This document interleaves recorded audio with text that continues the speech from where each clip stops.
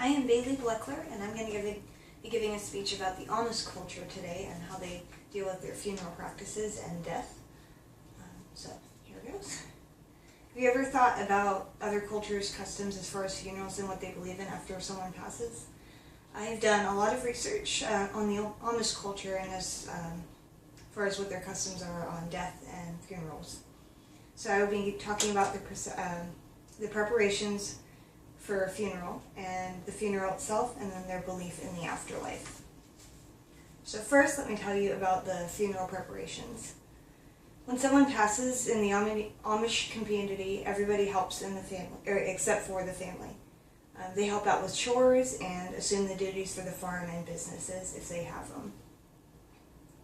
They also help out with food preparations and seating arrangements for the funeral and any other preparations that they need. And then they also help with preparing the body. So it might be embalmed depending on the settlement and what they believe in. Sometimes it won't be. And then they'll place the body in a plain pine coffin, usually built by the Amish community itself. The body can be viewed on 3 separate occasions. First would be at the home in the coffin itself. Second would be at the funeral itself. And third would be at the gravesite before the body is buried. So now that I've told you about how the Amish prepare for the funerals, I'll talk about the funeral itself and what happens there. 3 days after the death, the person is buried and the funeral is held. This is usually because they hand dig the graves, so it can take a few days to actually do that. They don't just do it in one day or use any machinery of any type.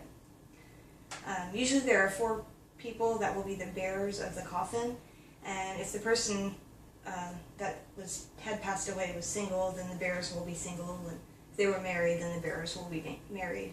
And it's usually people that were really close to the family or to that person themselves. The attendees wear all black, and then the family wear all white to the funeral.